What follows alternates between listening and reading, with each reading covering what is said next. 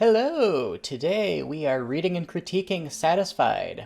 It's contemporary Christian fiction by Parker A. Hankins. The end of his rope. That's where Clay was. The early morning sun glittered on the thawing earth. Snow patches remained in shady places, and mud arrested in everything else. The stream flowed nearby, singing a cheery song with the spring melt that almost overflowed the banks. A robin sat on the railing of a small wooden bridge, chirping a melody of satisfaction. Clay dropped his head in his hands and sighed. How could nature be so cheery, but he couldn't? It seemed as if everything could find peace, or at least be happy for a season. But he couldn't. Everything he tried in his long 18 years of life never satisfied him. All this brought him to a realization. Life would be better if he wasn't here. If he was just a memory in this life, he would never have to worry about anything again. That sounded so right at this time. So right. He looked back up at the tranquil scenery. If only he had discovered peace, something in life to live for, meaning, he wouldn't be at this point now. But he hadn't, and he was exhausted of searching now. Clay sat on a log. A light jacket covered his arms and hung open in the front, keeping heat around his body. The chilly air flowed across his features, cooling and flushing his cheeks and ears, and ruffled his dark blonde hair. Something laid in his lap. A gun, black and glossy. It glinted in the sunlight that cut in through a gap in the trees. There was nothing else he needed to do. He was ready. Ready to end it all. The world would forget him if they even remembered him at all. He wasn't well known, so no one would know. Yeah, no one would know. Maybe a few friends from school, but what really did they care? Clay stared at the gun. His hands began to sweat. Fingers began to shake. His mind wavered. He could do it, couldn't he? No, he couldn't, but he had to. He righted himself again and gripped the gun. His hand still shook. He pressed his fingers against the metal hard. I can do this. He lifted the gun slowly. His arm trembled. It was heavy. His hand lowered again. A sweat rolled across his spine. Clay took a deep breath. He had to go through with this. Why was it so hard? Why couldn't it be as easy as it sounded? Another breath. He could do this. Another breath. Sweat dripped from his temples and rolled down his face. Strength drained from his muscles. They were trembling, shaking. Finish. Clay had to finish his life. The same questions repeated in his mind. Get a hold on yourself, he thought, and slowly he lifted the gun again. It shook in his grip. He steeled himself, knowing he had to finish, and he had to do it now. The gun inched farther up, closer to his forehead. Clay was doing it. Closer. He would get it. The gun was at the right level. It vibrated against his head. Clay pressed it to his forehead. His mind wavered. Could he go through with this? Yes, he could. Clay pressed the gun so hard it hurt. Then, he curled his finger over the trigger. Goodbye, world, he whispered. And he began to put the first amount of pressure on the trigger. His finger knew how to do this. He was ready, prepared. He knew how to use a gun. Sweat burned his eyes, and his clothes were damp. His heart beat erratically, but he knew he was ready. Death. It was finally here. He didn't care if hell was real or not. A faint but heavenly sound reached Clay's ears. Notes floating off a piano somewhere in the distance. A grand C7. He knew what kind any day. It was something he had studied often. Someone must have had their window open and was practicing. He didn't realize his finger had paused. Someone was playing a hymn he knew. Suddenly, the words began to flow through his head. All my life long I had panted for a draught from some cool spring, that I hoped would quench the burning of the thirst I felt within. The tune was beautiful. The pianist knew how to induce a lot of meaning and emotion in the song. This song described Clay. He was frozen, the gun on his forehead, his finger curled around the trigger. His ears were listening. Feeding on the husks around me, till my strength was almost gone. Longed my soul for something better, only still to hunger on.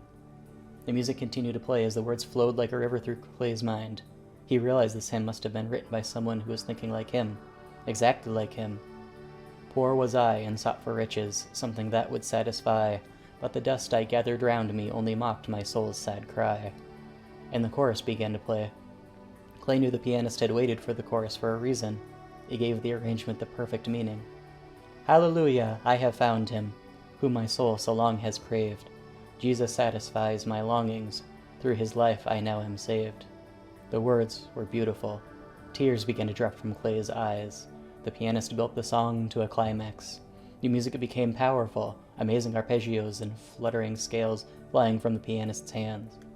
Well of water, ever springing, bread of life, so rich and free, untold wealth that never faileth, my Redeemer is to me. The verse was everything Clay needed. The gun fell from his hands and crashed into the dirt, forgotten and unwanted. His face was in his hands and he was crying. This was what he desired, what he had been longing, searching, hoping for. He finally found it. And as the last notes of the chorus began, in soft notes, Clay began to pray. He turned his life over to Christ and discovered new meaning, a savior, and more hope than ever imagined. And just as the title of the hymn stated, he was satisfied. Hallelujah, I have found him, whom my soul so long has craved. Jesus satisfies my longings through his life. I now am saved. So now, opening line. End of his rope. That's where Clay was. Let's do a yellow. I like yellow. The end of his rope is gripping, but I don't like that's where Clay was. All it tells us is that Clay is the dude in question. We get the where, the end of his rope. We get the who. That's good. That's an important thing to have in an opening line. We don't get a why, and most importantly, we don't get so what. We just get the where, we get the who. An opening line ideally is stronger than that.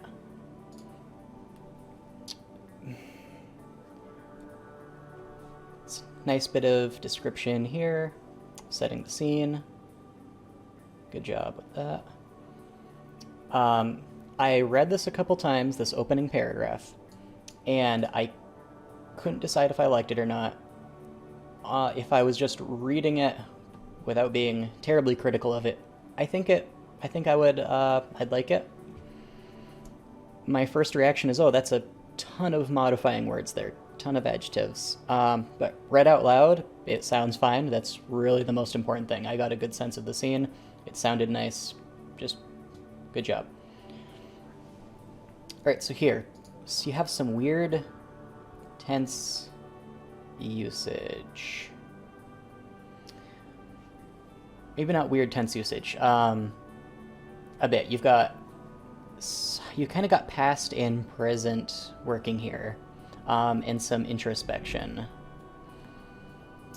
You've got, he dropped his head. Past. Couldn't is more present, and then you're dropping back into the past, which isn't necessarily an issue. You should be using past perfect and maybe dropping the retrospection here. That sounded so right at the time. So right. This is a bit confusing. You're referring to this one singular moment right now that he's thinking about it. You're implying a history. You're not giving any clarity as to why this moment, if you use past perfect, the had form, you can better imply a history that ideally you're then building on. I know you don't build on that history here, but you're not drawing attention to this singular moment and thereby putting emphasis on the fact you aren't building upon it. This specifically, all this brought, this really specifically should be past perfect. All this had brought him to a realization. Life would be better if he wasn't there. The language of this life is odd. Is he thinking about like nature in general? He is out in the middle of nature, or is he thinking about the people around him in his life? I don't know, this whole paragraph trips me up. Give me like 3 seconds. I mean, it's going to be 3 seconds to you. It's going to take me a little longer. Okay, so this is not perfect, but I think this usage will serve you better. Clay dropped his hands into his head and sighed. How could nature be so cheerful? It seemed as though everything in the world was at peace, or was at least happy for a season. Not Clay. Nothing he had tried in his long 18 years had ever satisfied him. It had brought him to realize that life would simply be better without him. If Clay was just a memory, he would never have to worry about anything ever again. Definitely drop this bit, I think. I don't know, this specific paragraph tripped me up more than anything else in the whole story. I just strongly suggest reworking that. As far as word choice, I feel like your draft here is a little early to be considering specific word choice. I mean, actual specificity in your words would serve you well. You have some great sensory detail in a couple places. The early morning sun, this whole paragraph, great sensory detail. Later when you're describing him, like, getting the courage to put the gun to his head, that's great sensory detail there. But other times you use kind of wobbly, whiffly, ambiguous language. And you have some weird sentence constructions, like the bit with the piano. Let's find that. A grand C7, he knew what kind any day. That's really weird. Really don't like that. Something more concrete that gives a sense of his history with it, that is a sentence somebody might actually speak. All right, even in the middle of the woods, there was no mistaking it. Something like that. So you've asked for feedback, whether I feel captivated and whether I care for the character. Caveat that I generally dislike this kind of story, the somebody finds Jesus after deciding their life is meaningless, but without any build-up before that. So somebody who enjoys this kind of story more might have a different reaction. You're going to want to ask who your audience is. I'm sure you've done that. Are you trying to encourage Christian audiences or evangelize to non-believing audiences? I looked for a survey that I read some months ago. I can't find it now, can't provide it for you, so take this with lots of salt. Some months ago, a marketing group on Facebook released a reader survey with, I think it was like 10,000 respondents-ish, asking things that readers wanted and things they wanted less of. One of the top responses was people disliked God or Allah is the answer to your problems. Obviously, if you're writing something evangelical, then don't let that dissuade you, but that is just a common response that people will have to this kind of story if that is the sole purpose of it. Aside from that, the character feels empty. Clay feels empty for no reason that I see, which makes me think he's suffering from depression. And I don't say that lightly at all, not to say, oh, depression is just completely meaningless. It's just what happens when people don't have anything wrong in their life. But that was where my mind initially went, because you don't give any reason for it. And the story doesn't center around how this affects his relationship with other people.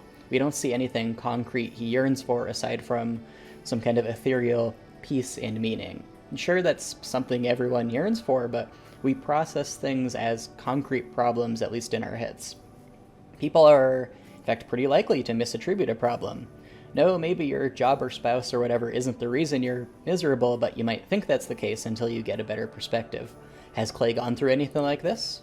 Where's the specific drama that's going to make me wince and think, oh, I've been there, feels bad, man? So the bit about his clothes, let's find that. Clay sat on a log, a light jacket covered his arms and hung open in the front, keeping heat around his body. So this whole bit here doesn't seem to add much. You could repurpose it to say how the chill made everything clear and pretty, but it was a painful experience, maybe-ish, I don't know. Something like that to draw a personal link between the environment and the character. So he mentions school. Where was that? Was it back here? He's talking about how there's just a few friends, maybe, no one would care. A few friends from school. So he's a school kid. He likely has a family. They're not mentioned at all. Why does he only think of people at school? That he's not thinking about his family stands out to me, and I expect that to go somewhere, and it doesn't. I had a note here. The tune was beautiful. I did like this. I mean, content-wise, it was, of course, nasty, because, obviously, but the pacing here works really well. I don't believe overuse the single or double sentence line breaking. I think this just, it works. Good job there. The tune was beautiful. The pianist knew how to induce a lot of meaning and emotion in the song. So I hated this. I thought this was garbage description following the really nice description you had above. You gave us a ton of great close sensory detail above. Really nice. But this language here, this is just meaningless in comparison. This is supposed to be a life-changing moment. We really need to show and not tell here. I know that's a cliche, but it's cliche for a reason. Yeah, you don't always show instead of tell, but here you need to. You want to really emphasize how the words come unbidden to Clay's mind. Let them recall specific times he listened to these words in the past. Don't just make him realize everything's going to be okay. That's effectively what happens at the end. Let what he remembers, his memories, let those give him perspective. Make him feel sad, actually. Make him feel closer to humanity through it. Clay knew the pianist had waited for the chorus for a reason. I don't like this as is. I get what you're saying. I like the idea, but I don't like the execution of it. You could say it was as though the pianist. You want to be implying there's maybe something above Clay he's not privy to that's maybe just coincidence, maybe something more. As it is, I just wonder how he knows why the pianist had waited for the chorus. It almost makes it seem more mundane than it should, given the circumstances. So we get to the end. Clay hears this. He says the verse was everything Clay needed. I have no idea why this was what Clay needed. Nothing happened in the story. All we see is all there is. That's one of the basic rules of writing. Nothing exists unless you put it in the story. I mean, there's subtext too, but basically, all you see is all there is. You could make the argument that hearing this... No, you are making the argument, sorry, that hearing this hymn gave Clay meaning, but you're not supporting the argument. Nothing in it is connecting at all to the real world. And I say real world, that means both Clay's life, his real world, and me as a reader, mine. I'm not seeing anything in this that is going to impact my life aside from that I should listen to hymns, which is good advice, I guess. I like hymns, but you're not giving good supporting arguments as to how this changes Clay's life. Clay is a person in the story, effectively without a history, because you give none, who claims his life has no meaning, and this is for no reason, because you give no reasons for it. He is a blank slate, and fittingly is so blank that hearing a hymn fills him up and is enough to suddenly give him meaning. Why now, and why not previously when you'd heard it? He knows this hymn well enough that hearing the music is enough to bring to mind perfectly the lyrics. Why is it that hearing this hymn previously didn't fill him with the meaning it now does? So I am probably harsher than I should be right now for a couple of reasons, and I'm sorry for that. This is pretty personal to me. There was once a kid about Clay's age who went off into the woods with just a page from Catcher in the Rye and a loaded gun. And that's how they found him. He had lived a rough life before that, and he never rose to the great things everyone had been certain he one day would. Decades later, that kid's final action still affects his family. So this story makes me think about that person and makes me compare him to Clay. Clay is pure a person without a past, without fears or crushed dreams, and I despise him, actually, for being a whiny teenager who has given no reason for his meaningless life. He has no aggravations or sorrows, he just wants to die. The story is not exploring mental illness at all, so I'm not even getting that kind of emotional connection to it. And I'm not really surprised the story ended as it did. So that's just my personal connection in that way. And secondly, this is a shameless assumption, sorry for this, that you're around Clay's age, assuming that when I was your age, I was writing a lot of stuff very similar to this in both content and style. It makes me smile and think, this guy, you, Parker, you're gonna go somewhere, and I want to see you succeed, because I have improved quite a bit from the point I was at when I was writing stuff like this, and I know you can also. And I want to see you succeed. You know, this is the time of year where classics similar to this story, like A Christmas Carol and It's a Wonderful Life, we're thinking about those. It's a good time to go watch those or read those, etc. I think you could turn this story here into something like one of those. The story of someone who is connecting to life after believing that there is no purpose to his life, and rather than someone who arbitrarily becomes a Christian and whose life becomes magically meaningful. I really think that you could do something great with something like that, and I think you could keep the him connection. I do like that. It is an interesting human connection to it. It's something. He has a musical history, and music is what finally reaches him. I think that's a great seed. And I would love to see you do something great with that. So I hope some of this was helpful. Thank you so much for submitting, Parker. If you are watching this, thank you for watching. If you could drop a comment below giving some encouraging thoughts to Parker, and maybe if you're feeling in the mood, hit that little subscribe button right there. That'd be awesome. I will drop a link to Parker's blog where he, I believe, has some music that you can go listen to if you want to find out more about Parker. Thank you very much for watching. Hope you have a great day.